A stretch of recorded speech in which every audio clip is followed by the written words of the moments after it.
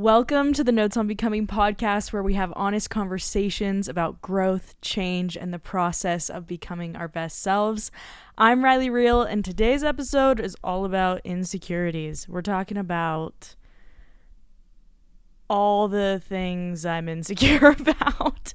In the past, I would have been probably scared to have this conversation, but I feel like I've done so much work over the last couple of years that has really helped me with my perspectives and just to understand how to move forward with these things. So I'm actually really excited to talk about it with you. I do plan on doing a YouTube video about this topic as well, but I think a podcast setting will allow me to have more of a conversation with you about the things that I've been learning and how I'm planning to apply them, and kind of this approach that I'm taking to addressing the insecurities I have. So let's dive into it. The first thing I want to tell you about, I want to talk to you about how I even started thinking about this topic. So if you follow me on Instagram, you know that I've been doing a shadow work challenge. And if you're watching the podcast episode on YouTube, I'm holding up my shadow work journal. And in shadow work, just kind of a brief rundown of kind of what shadow work is. Think of it like you're almost doing therapy on your own. Like you're deep diving into topics and memories that are painful for you, or just exploring yourself as a person and trying to figure out why you think the way you do, where those things came from. Just really an exercise in getting to know yourself. So I've been doing this challenge for a YouTube video and just for myself because it's something that I've felt like I've needed to do. And one of the questions that it had me answer, or that I answered as part of doing my shadow work, was, in what ways do you feel inferior to others? This question really got me thinking,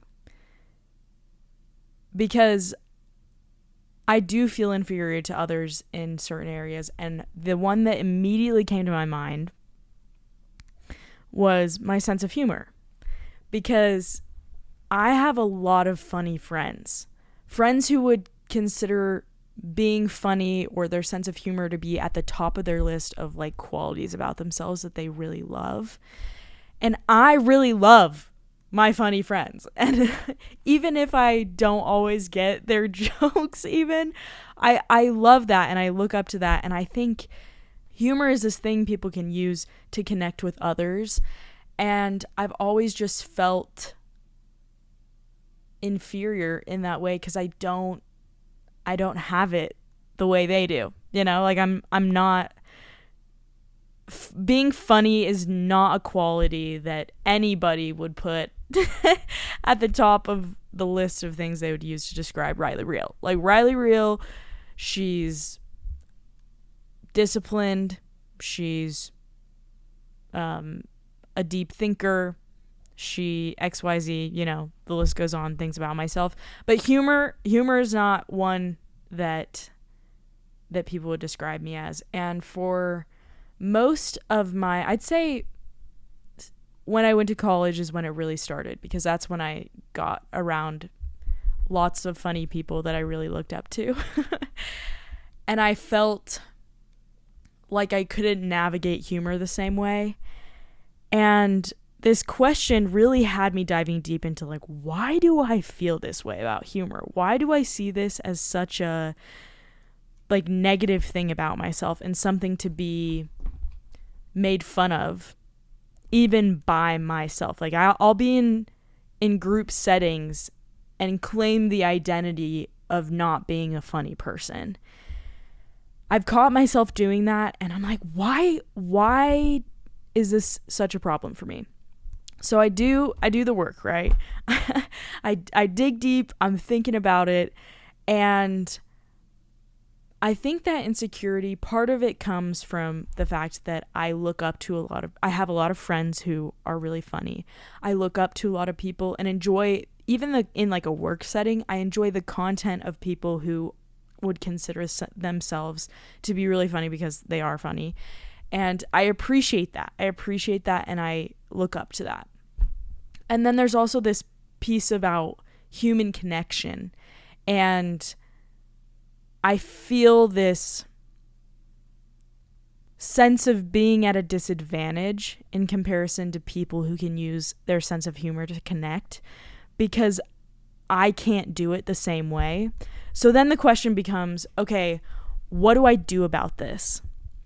And in today's episode, I want to talk to you about insecurities, the ones that we can control and the ones that we can accept. And through my process of doing shadow work on this topic and asking myself, like, okay, I know that humor, my sense of humor, is not a strong suit of mine. Like, it's not a strength. Do I want that to change? I used to make jokes to my friends. There's this SNL skit called Sarcasm 101. And I used to joke that I would go to that class, I would attend Sarcasm 101 because I don't pick up on sarcasm very quickly. It's not something, my family is not sarcastic at all. We're very literal. And so I thought about that and I'm like, okay, is it something I want to change? Do I want to take the Sarcasm 101 class? Do I want to do the work necessary to become a funny person? Do I want to change this about myself? What would that take? And why? Through this process of thinking about this question and mulling it over in my mind and trying to decide how I wanted to move forward with this insecurity, I realized that this is one of those things that I just want to learn to accept. And I think you can break up insecurities into these two sections. The first one being, this is an insecurity I have. It's a weakness. It's something that I don't like about myself, or I just don't like I don't like this about myself. I'm insecure about it. I want to change it. I want to take the actions necessary to improve that thing, whatever it may be. Physical, mental, emotional, just whatever. So there's that first section. And then there's the second section of the things that you recognize are not your strengths, but you are also okay with that. And it's something about yourself that you can just learn to accept. And so I made the decision through doing this work to accept my sense of humor, to not belittle myself in group settings and claim the identity of not being funny, but to just recognize that it's not necessarily one of my strengths, but I have so many strengths. I have so many other things that are good about me. And I would rather put my time into strengthening those than looking at this thing, my sense of humor, that is not necessarily a strength, and be like, I want to improve that. It's just something, a quality about myself that I don't think I need to change. And so it's helpful for me to put it in that category and be like, okay, this is something I can learn to accept about who I am. And if I want to revisit it, if I want to take it from that category and be like, okay, I really want to learn to be a really funny person. But even that just sounds funny, but I know people can do that. If that's something you want to do, you could put in the work to become that, to become a funny person. But there was power in the decision to just accept it about myself, to just be like, okay, this is something about myself that I'm just going to acknowledge, and instead of try to change it, just appreciate the other things that I want to strengthen. And so it opened this door to thinking about, okay, what are my strengths? And when it comes to connecting with other people and the insecurity I have sometimes in group settings where when other people would use humor, I don't know what to do. That is an area I'm like, okay, if that's something I need to work on, and humor is a weakness that I am not, or not even a weakness, just like my sense of humor is not strong, or not even my sense of humor, just, I don't know, my funniness, right? It's not something that I can rely on in those situations. What are the things that are strengths of mine that I can rely on and that I could improve upon so that I can strengthen those for any situation, and particularly in this context, in communicating with other people? And so that's been my question, and that's been on my mind. And as I dive into another challenge, I'm doing a public speaking challenge as well.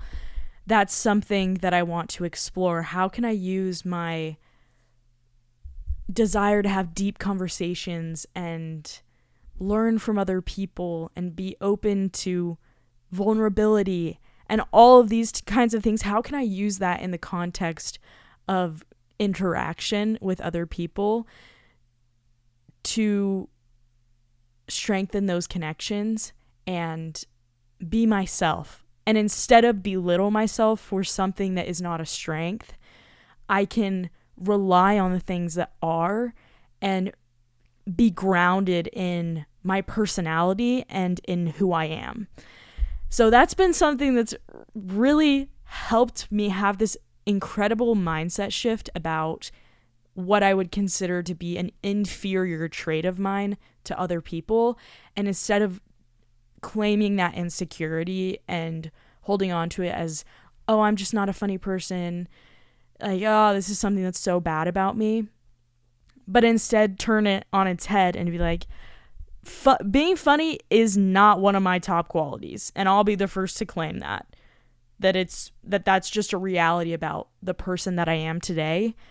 But here are the other strengths that I hold, and those are the things that are authentic to me and that I rely on to do the things that other people might use humor to do.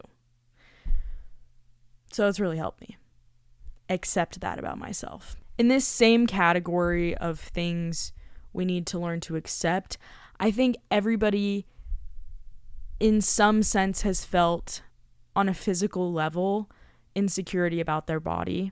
I definitely have. And there are features about myself that are unique, just like you, that I've had to learn to accept and appreciate. And there are also things that I have changed. One of the things that I have learned to appreciate is my figure and the body structure, bone structure I have. That's something that I can't necessarily change. I think there are aspects of my physical appearance, like building muscle, that I could focus on if that's something that's an insecurity, or something that is just something that I want to improve on. I can definitely take the actions to do that. But I think overall as a whole, there are some things about myself that I've just learned to accept and appreciate that are unique. And there's strength in that. There's confidence that comes with doing that.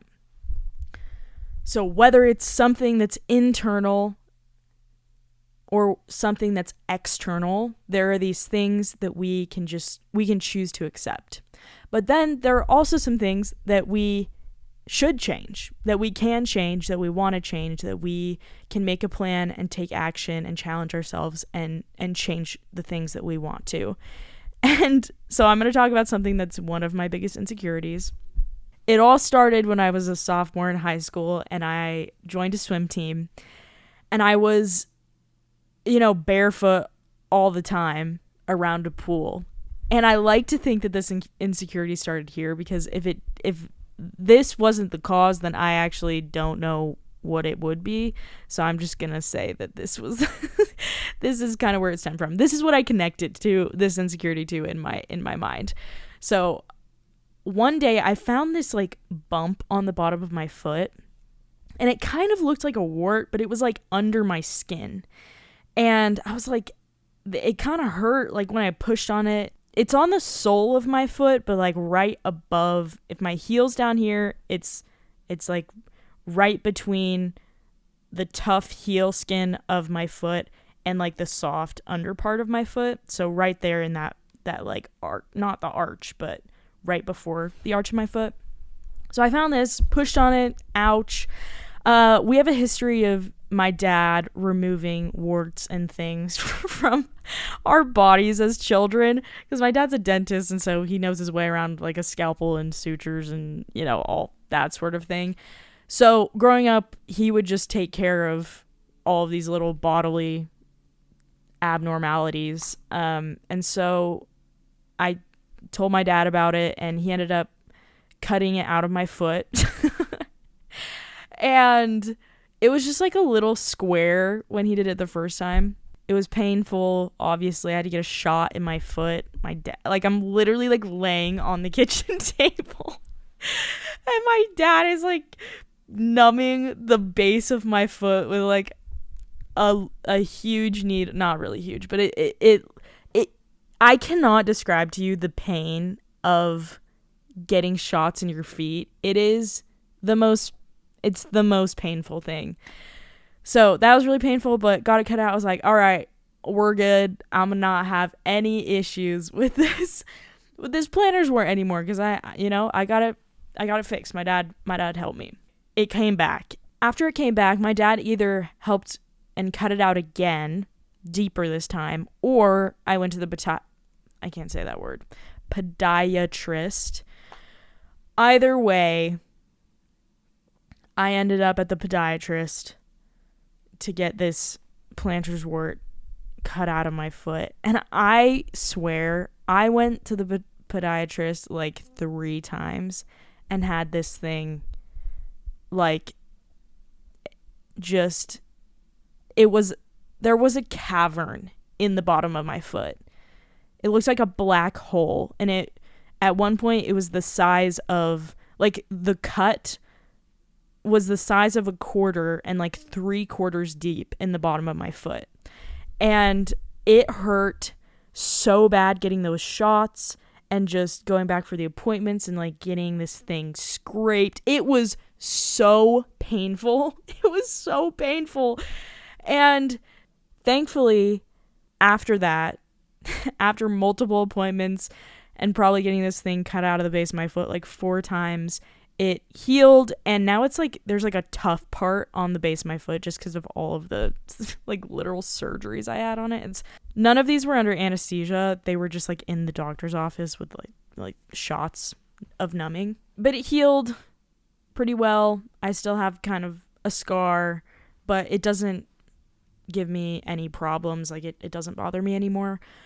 But after those experiences, I just was like terrified of the podiatrist, and the doctor who actually cut my plantar's wart out like went to my church, and so I'd see him all the time, and I was always like so embarrassed because this was like an embarrassing, or I don't know, like I just associated him with being in pain, and so I didn't like want to I don't know, I just kind of avoided him. Later, I got athlete's foot, which is where the skin on your feet starts peeling. And because I had these foot issues and they'd caused me so much pain and I was embarrassed and all that, I just didn't do anything about it. I didn't get any medicine. I'm sure I told my parents, but my parents have their own foot issues that haven't been taken care of, and so it was just kind of like no one was taking action on it. It would have taken me being really adamant that I needed help to get something done, and I was afraid of the doctor's office, and I didn't do anything about it. And so I did a couple things on my own. I ended up getting like Lotrimin and trying to do that, and anyway, I basically like let this athlete's foot fester for years. Low key, and the whole time I was just always so embarrassed about my feet, and it ended up moving from just my skin to my toenails, and my toenails got infected. I'm like this is like a deep dive into the history of my feet. I'm so sorry, but this correlates, okay, to what we're talking about. So I like my toenails got infected, and then they grew like super thick instead of long, and just like so gross. I'll say that. Like old people feet on like an 19-year-old girl, which is so sad. It's so sad. And I was so embarrassed. And I remember this one time I didn't have toenail polish on because I would just like clip them down and paint them all the time. And I remember holding my friend's hands, and I like brought her into my room, and my toenails were bare, and I said like, look at my feet. And she looked at my feet, and I'm like getting teary-eyed because this meant so much to me. And I said, do you still love me? And she goes, yes. Like, what? Like, of course. I don't care about your feet. And as somebody who had been like so ashamed of this insecurity for so long, hearing that from somebody I loved really helped me. And I have continued to have experiences like this where I share that my feet are an insecurity, and people reaffirm that they don't care. And that's been really helpful to me. But anyway, fast forward, I end up a year later taking some action and finally deciding to face my fear of the podiatrist. And I called the office. I scheduled an appointment. When I went back home for Christmas break, I had my appointment. I was given some medicine that could have effects on my liver, so I had to get a blood test and everything to make sure that my liver was good before I started taking it. So I was taking oral medication for my toenails and a topical, like, I don't know if it was a steroid, but like a cream for my athlete's foot, just prescribed, and a heavier dosage and strength than the typical over-the-counter stuff. And it cleared up my athlete's foot, and all of my toenails except for my 2 big toes were cleared of the infection, or not even infection, just like the fungus, basically. So gross, but whatever. Everybody's got something, guys. Everyone's got something.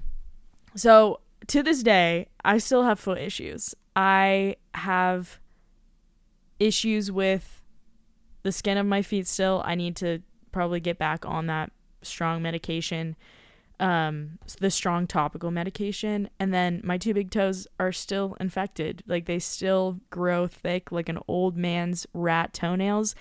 And it's gross. It's gross to me. And I'm embarrassed of it, and I'm ashamed in a way. I think I've really grown in this, being able to even talk about it. Like, I used to not be able to tell anyone. And there's definitely strength that comes in acknowledging and being able to talk about something. Like, I'm going to post this on the internet talking all about my foot issues. Like, that's crazy. Riley 5 years ago would be flabbergasted at that.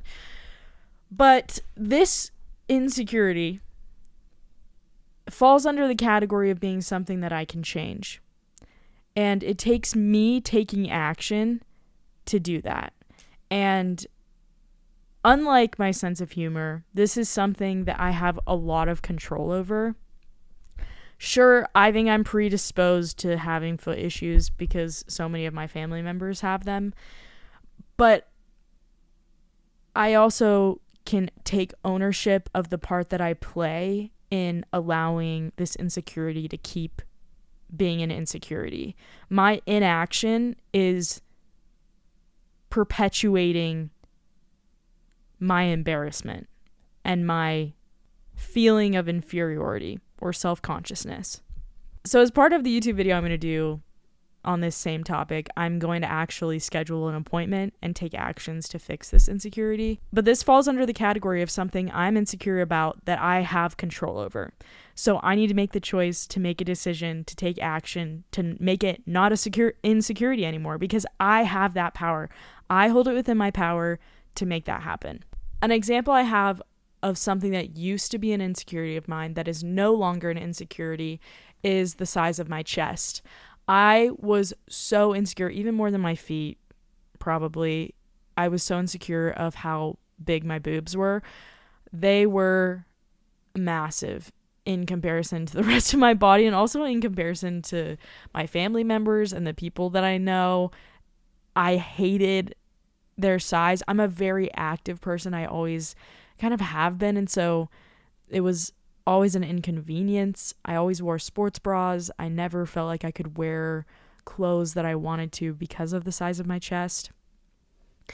And when I was 20, I made the decision to get a breast reduction. And that decision to face head on an insecurity and take actions to make it not an insecurity anymore have changed my life. Because for a lot of the time that I had this insecurity, I was struggling with food a lot and my relationship with my body in general. And I had a lot of intrusive thoughts that stemmed from the size of my chest. And this might sound weird to some people who haven't experienced this, but I would have thoughts like, I want my chest to be smaller. The way I'm going to do that is by losing weight, so I'll starve myself.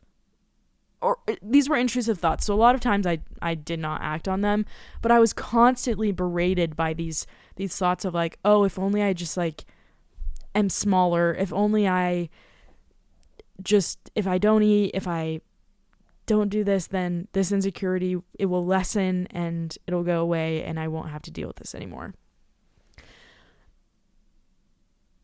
So in a way, it was not only something I did for my mental health, but also because I wanted to change this insecurity.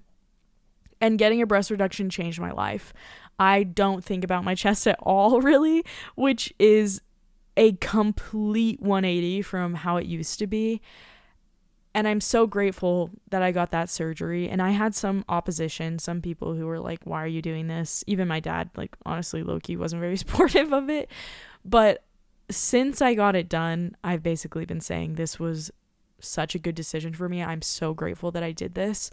And I have scars. Like, I have an anchor scar on my chest. So a scar that goes around my areola, down a front line underneath my areola and all the way under my boob, just like from the base all the way to the side of both of them. And I was worried for a while that would be turned into an insecurity, these scars on my chest.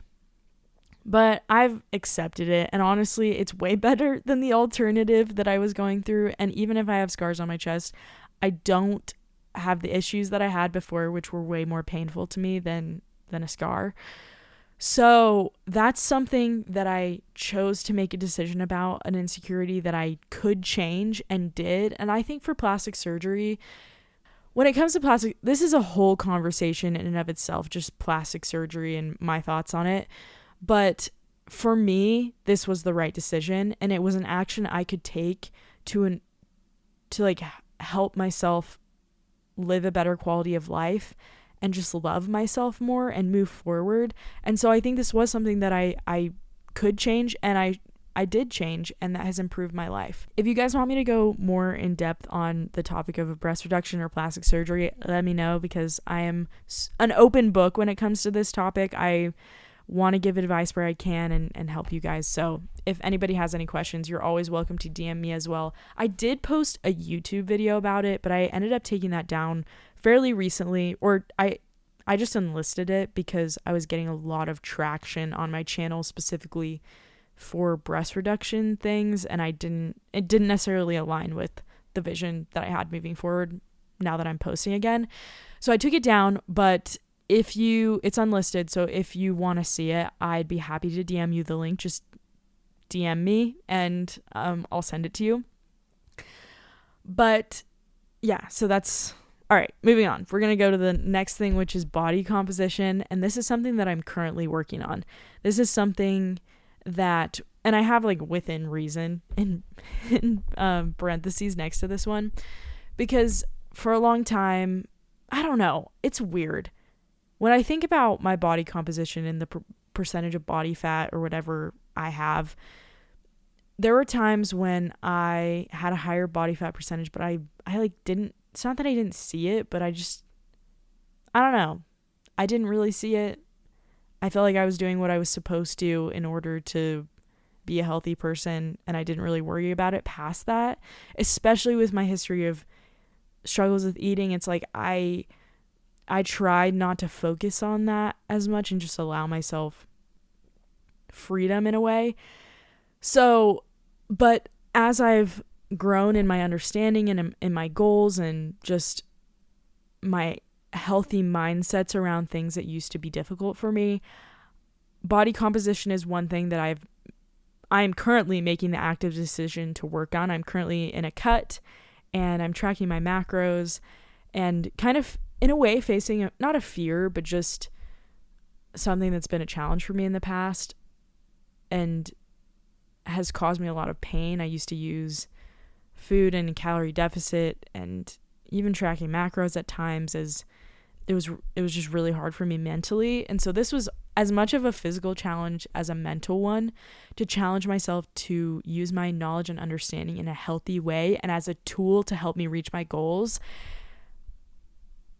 And body composition, I want to lower my body fat percentage. That's my body composition goal, lower my body fat percentage and increase my lean muscle mass. And so that's what I'm working on right now. And it's something that I have control over and that we all have control over. And I'm making the active decision to work on and to improve.